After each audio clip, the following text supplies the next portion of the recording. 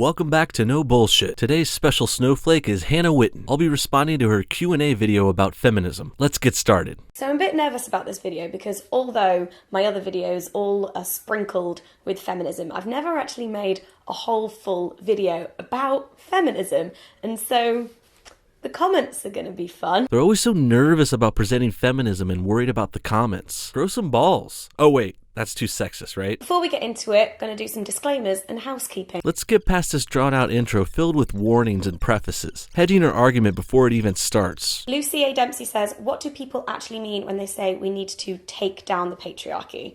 For me, when I say let's take down the patriarchy, first of all, I tend to say that phrase in usually a comedic context. Oh, you're just joking about the patriarchy? Right. As if you didn't take a weak enough stance before. Now you're just joking when you say you want to take down men in power. Sure you are. Usually what I mean by that is breaking down gender roles and gender stereotypes and the idea that masculinity should be of a higher value to femininity. I don't know about breaking down gender roles. Men and women are different. You have boobs and I have a dick. As for masculinity being valued more, that's debatable. While I could see masculinity being valued more in some situations, I wouldn't say men are always valued over women. Who do you think is getting on lifeboats first when a boat sinks? Women and children. Snowflake Liner asks, opinions on internalized misogyny and where it stems from. I think it comes from the messages that young women receive about their bodies and about their value as human beings. For me, when I was younger, I internalized a lot of hatred and disgust about female masturbation. If you need a translation, her saying she internalized a lot of hatred and disgust about female masturbation, that just means she didn't like playing with herself. Oh, and she blames that on men, for some reason. Seems like you're trying to blame society for all your problems. The messages women receive that you mentioned? I think it comes from the messages that young women receive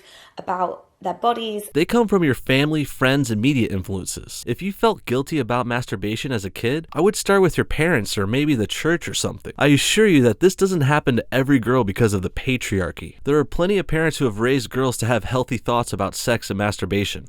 Trust me. A lot of hatred and disgust about female masturbation for years. I thought it was disgusting and I didn't want to touch it and I thought it was gross and couldn't talk about it. More about her vagina, how she thought it was disgusting and gross. Her words, not mine. I can't believe that she's naive enough to think that all girls are pressured into thinking masturbation is bad. Is that even a thing still? Maybe 100 years ago, or maybe in Britain where this chick is. I'm in America and none of my family or friends look down on masturbation like this. I can't exactly remember where that came from, just probably all of the messages I was receiving. Now she doesn't even know why she was grossed out by masturbation. No way it was a personal or familial thing, right? It must be internalized misogyny then. Sure. Grace Liza asks, what is feminism to you in your own definition? Feminism to me is ultimately about gender equality. Cue the misleading dictionary definition of feminism. Can never have a dumb YouTube video without it. My feminism definitely has an element of female empowerment to it. You can't have equality on one hand and then empower one side on the other. Difference between sexual liberation and objectification of women. I think this is a really interesting question, and I think the video that I did with Sarah Pascoe touches on that a little bit. Shameless plug. Let's not forget that these modern feminists want your pity and your money too. Difference between sexual liberation and objectification of women. I think this is a really interesting question. It's a good question, but for some reason she goes into a dumb story about dancing. I love dancing and I love sexy dancing, but I only love sexy dancing like going for it, like really going for it.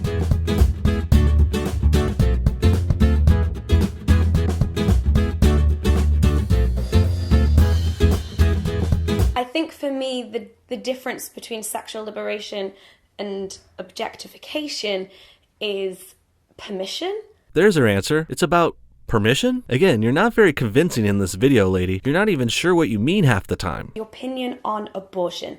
I am pro-choice. Having children isn't for everyone and accidental pregnancies happen, and I don't think that women should be punished or shamed for that. Well, I have to give credit where credit's due. I actually agree with her whole answer about being pro-choice. Well put. Seems like you're not a total monster, just a bit naive about some things. What was your experience with feminism and sexism in school? I went to a very boy-dominated school. It was about 70 or 80% male. To be honest, I don't remember experiencing any sexism. Okay, long story short, she went to a male-dominated school but experienced no sexism. What a lovely example for why you don't fucking need feminism. Any book recommendations about feminism? Yes. If we go through all the books, we're going to be here forever, so I'm just going to recommend you one book that I haven't even read yet. Well, I was gonna guess you'd recommend the only book you did read, but this is even funnier. Bad Feminist by Roxane Gay. Product placement. What are your thoughts on the word feminazi?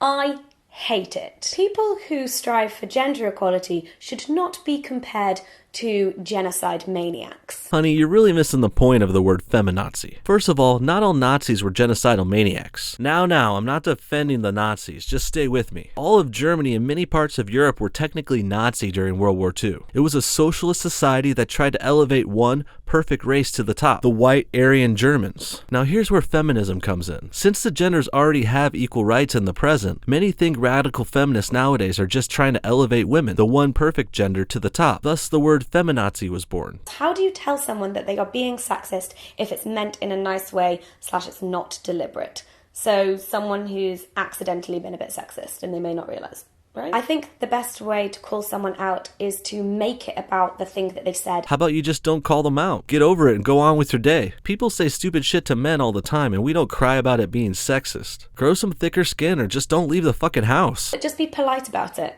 And hopefully they will also respond with politeness. Yeah, people are always polite when you call them sexist. Can this girl get any more naive? Opinion on, I'm not a feminist, but I believe men and women are equal. I definitely used to hate that a lot more than I do now. Here's where feminism really starts to sound like a religion, tricking people into their cult by saying, if you believe in equality, you must be a feminist. Come on in and drink the Kool-Aid. I personally identify as a feminist to recognize the systematic oppression that women have experienced over the years, and also in other countries. Bitch, you're not fucking oppressed. That's bullshit. And don't even try to co-opt that victimhood from other countries. You live in Britain. You're pretty and young and you make videos on the internet. You're living the fucking dream. You're not oppressed. Should males be included in the bracket of feminism? Do they help or hinder?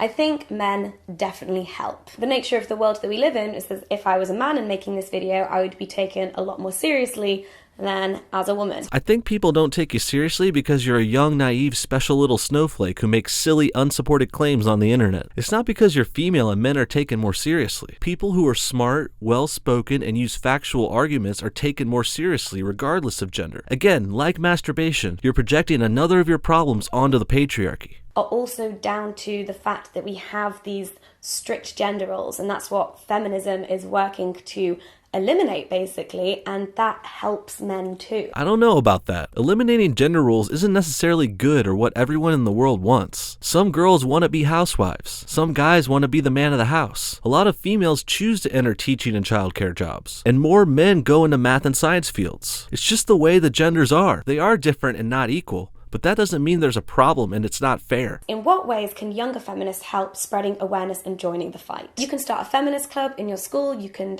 create or join campaigns.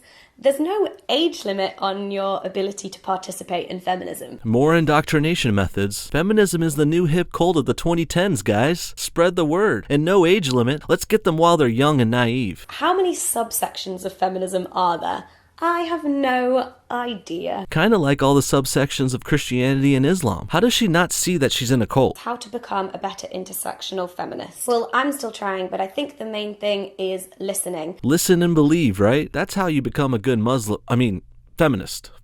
Also, I think it's really important to put yourself in situations where you are not in the majority, because then it really helps you with empathy and putting yourself in the shoes of minority people who experience that every day. Man, she really looks down on minorities here, assuming they all must be having shitty days every day because of oppression, I guess. I don't know how it is in Britain exactly, but in America, minorities aren't all under a constant state of oppression. Yeah, a lot of them feel it, but some also live happy, healthy lives. This girl is just making another ignorant assumption. I think I'm gonna end it there. Thank God. I've got to end this too. Any longer and I would have converted to the Church of Feminism. But really, Hannah doesn't seem like the worst feminazi in the world, but she's definitely drinking that Kool-Aid. Seems like there's a trend here. Like the girl in our last video, Samantha, both her and Hannah were indoctrinated into feminism when they were young and naive. And now they look back at all their life problems and blame it on the patriarchy or internalized misogyny. Hopefully they grow out of it one day, but I'm not going to hold my breath. Until next time, good night everybody.